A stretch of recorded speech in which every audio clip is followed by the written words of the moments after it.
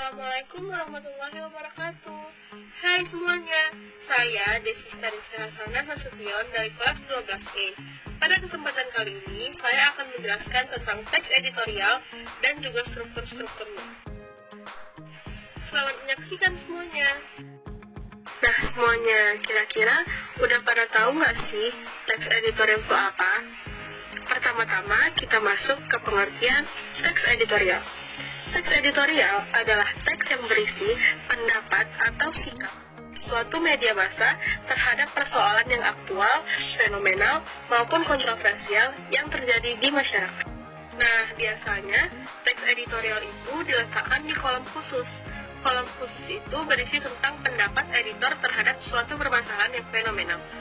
Teks editorial itu juga biasa disebut dengan tajuk rencana. Di mana sih kira-kira kita bisa menemukan teks editorial atau tajuk rencana? Teks editorial atau tajuk rencana biasanya ditemukan di surat-surat kabar, koran online, ataupun majalah, seperti gambar di samping ini. Selanjutnya, kita masuk ke tujuan teks editorial. Tujuan teks editorial adalah untuk mengulas, menjelaskan, menganalisis, dan merefleksikan berita-berita penting yang menjadi perhatian khalayak pada masa tertentu. Nah, karena itu, kita tidak sulit untuk menemukan teks editorial atau tajuk rencana pada koran-koran yang kita baca setiap harinya. Tapi teman-teman, tidak semua penerbit koran menerbitkan tajuk rencana atau teks editorial hanya pada koran-koran tertentu saja.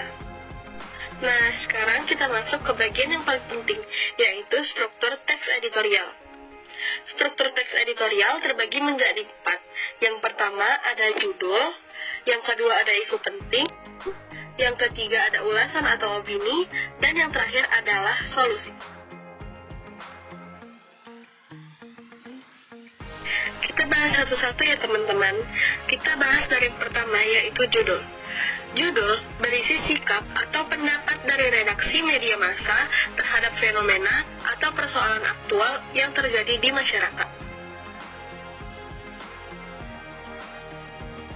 Nah, judul ini seperti gambaran besar yang ingin disampaikan editor pada sebuah tajuk rencana.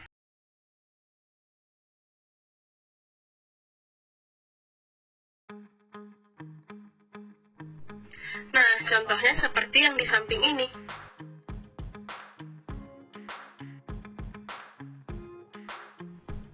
Yang kedua, ada isu penting atau berita aktual.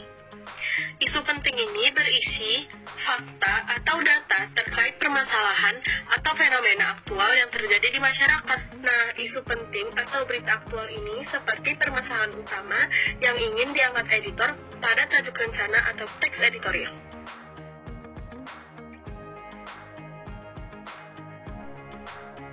Contohnya seperti gambar di samping ini. Nah, isu penting ini seperti yang saya katakan tadi, isu penting ini harus berupa fakta sehingga paragraf pertama pada gambar ini merupakan isu penting dari teks editorial tersebut. Nah, selanjutnya kita masuk ke ulasan atau opini. Ulasan atau opini ini berupa tanggapan-tanggapan redaktur dari media yang bersangkutan dengan peristiwa atau persoalan aktual. Biasanya, ulasan atau opini ini disertai dengan argumen ya teman-teman.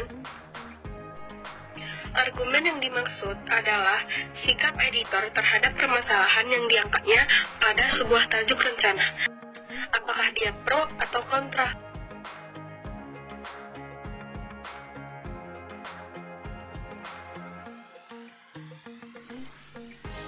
Dan yang terakhir kita masuk ke solusi atau harapan.